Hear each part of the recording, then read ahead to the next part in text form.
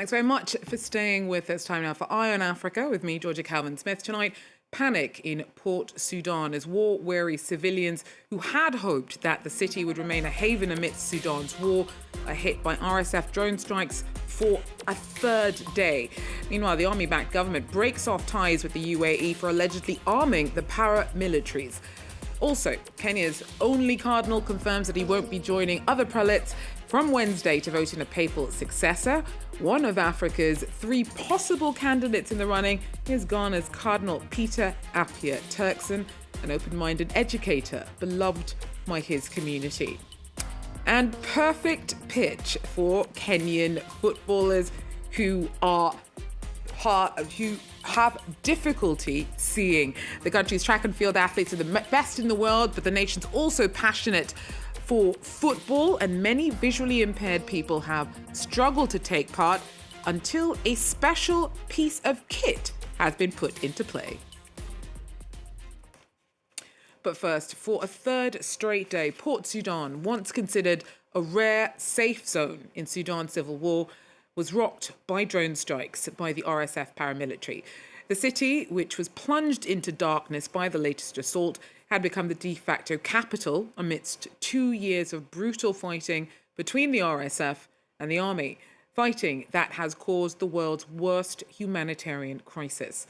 Now, on Tuesday, the military-aligned government severed ties with the UAE, which it accuses of supplying weapons to the RSF, but both sides have been accused of atrocities throughout the lifespan of the war. Olivia Bizo tells us more. Sunday, the RSF has targeted key sites across Port Sudan. On Tuesday morning, drones hit vital infrastructure, plunging the city into a major blackout. The airport, power station, fuel depots, and even a hotel near the presidential palace have all been struck. Port Sudan had become the de facto capital of Sudan and a vital humanitarian hub, housing government offices, aid organisations and hundreds of thousands of displaced people. The city had long been seen as a safe zone, but now even that refuge is under threat. The army has blamed the RSF for the attacks, though the group has not yet claimed responsibility. These attacks come after the army gained control of Khartoum just last month and had begun advancing into RSF-controlled areas in the west. The African Union has condemned these attacks in Port Sudan as a dangerous escalation. Egypt, Saudi Arabia and the UN have also expressed deep concern. The RSF have been using both makeshift and highly advanced drones, which the army says are supplied by the United Arab Emirates. On Monday, the International Court of Justice dismissed Sudan's case accusing the UAE of complicity in genocide by supporting the RSF, citing a legal exemption the UAE made in 2005.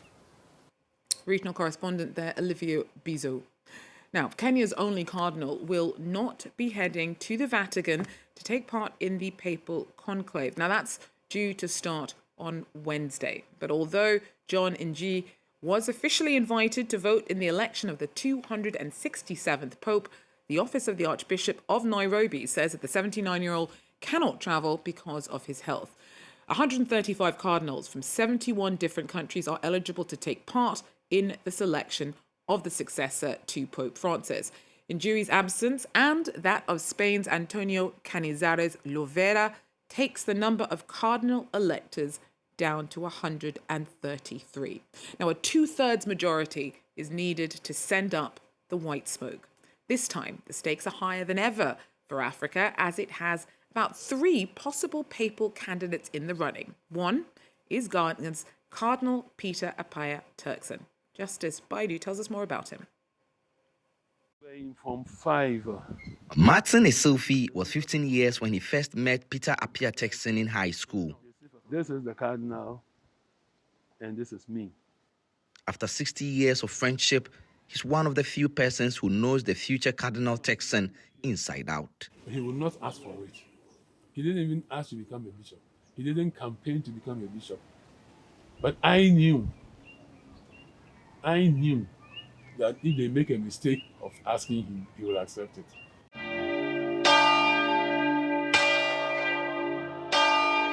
St. Francis de Sales, Ghana's oldest Catholic cathedral in its first capital, Cape Coast. It was here in July 1975 that Peter Appiah Turkson would be ordained priest, and it was here that he spent nearly 2 decades as bishop. The congregants still hold his fond memory. He's a shepherd. He cares very much for the marginalized and makes every individual feel that the person is important. Joining us to celebrate the Holy These are the studios of the Cardinal's Foundation for Distance Learning, which is set up here in Cape Coast to bring education to Ghana's rural poor. And to all members of the Like the now late Pope Francis, Turkson has dedicated his life to the vulnerable and has openly shared the liberal stand on issues like LGBTQ rights. And with what the foundation is doing. Now, when you go to the big secondary schools in Ghana, you have children coming from these villages in those big schools because they were able to get the number of aggregates as their counterparts in the big cities. The congregants here, like Ghana's 3 million Catholics, wait to see if their own could make history as the first black pope. Well, Rwanda is talking with Washington about taking in migrants to the US. The controversial negotiations are in line with the Trump administration's push to deport people to third countries. Rights groups have raised concerns over Rwanda's poor human rights records over similar deals in the past. Juliette Monti breaks things out for us. Last month, the United States deported a resettled Iraqi refugee here in Rwanda, and this might set a new standard. Rwandan Foreign Minister Olivier Nduhungirehe has confirmed reports that Kigali is in early talks with Washington over a potential migrant deal. It wouldn't be the first time Rwanda struck such a deal. Kigali previously signed a similar agreement with London, a plan that was ultimately scrapped last year. Rwanda has in recent years positioned itself as a destination for migrants unwanted by the West, despite concerns from rights groups. The UN Refugee Agency also warned there's a risk some migrants sent here could be forced back to countries from which they originally fled, allegations strongly denied by Kigali. Meanwhile, Rwanda is under increasing pressure over its alleged support for the M23 rebel group operating in eastern DRC. And the US is currently overseeing peace talks between the two parties, with Kinshasa leveraging its mineral resources as part of the negotiations. This migrant deal could well serve as Kigali's bargaining chip to make its case to the Trump administration. Juliette Monti there with that breakdown. Now to Zimbabwe, where journalist Blessed Nahlana has been granted bail after spending 71 days in jail. His arrest has been widely seen as an example of restrictions of freedoms in Zimbabwe. Our Sharon Mazingaizu has more. Zimbabwean journalist Blessed Mhlanga has been granted bail pending trial after spending over 2 months in prison. Mhlanga was arrested on February 24 and charged with incitement after interviewing a war veteran who called for the stepping down of President Emmerson Mnangagwa. Mhlanga had been denied bail 3 times and his lawyers appealed to the High Court.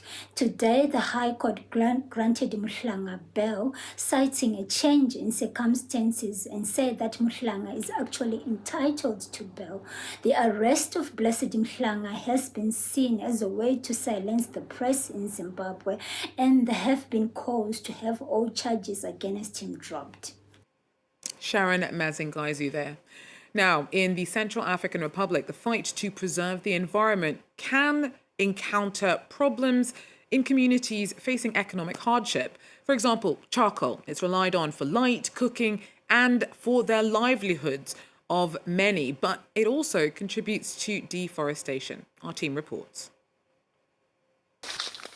Ngwaka is surrounded by a lush forest, but no one knows for how long.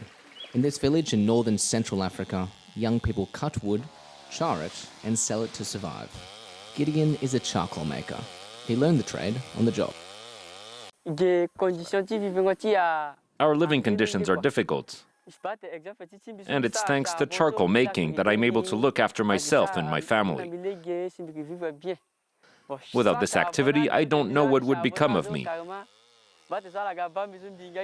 This has given me everything, and abandoning it could lead me to steal.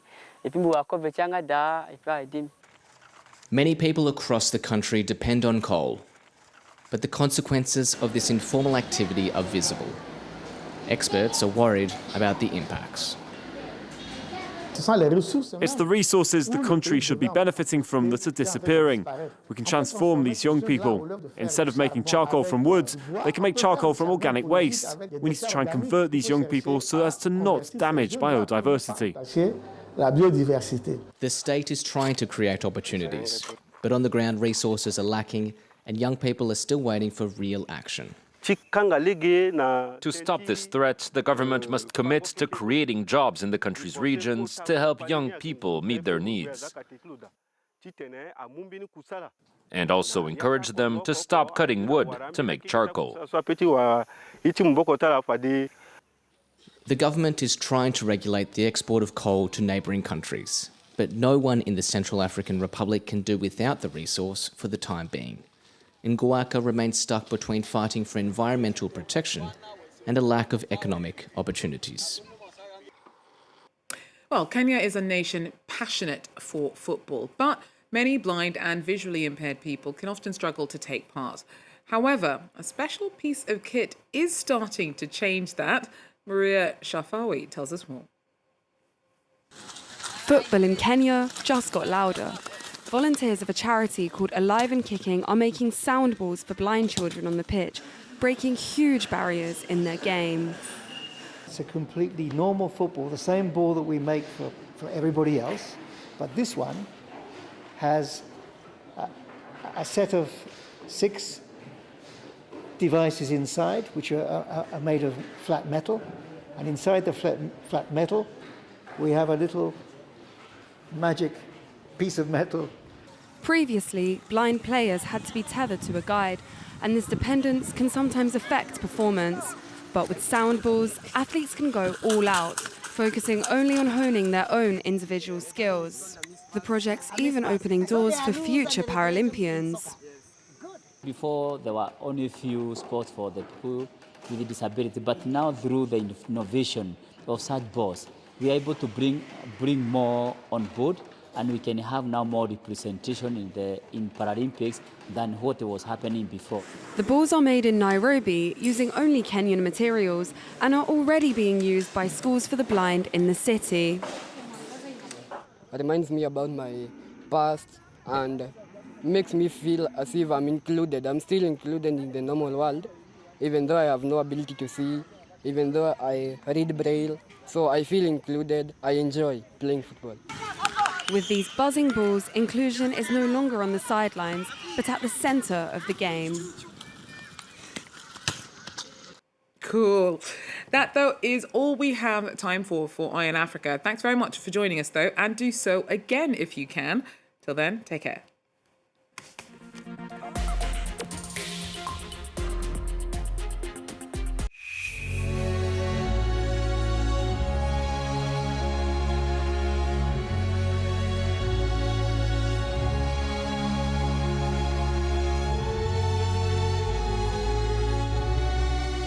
Conclave.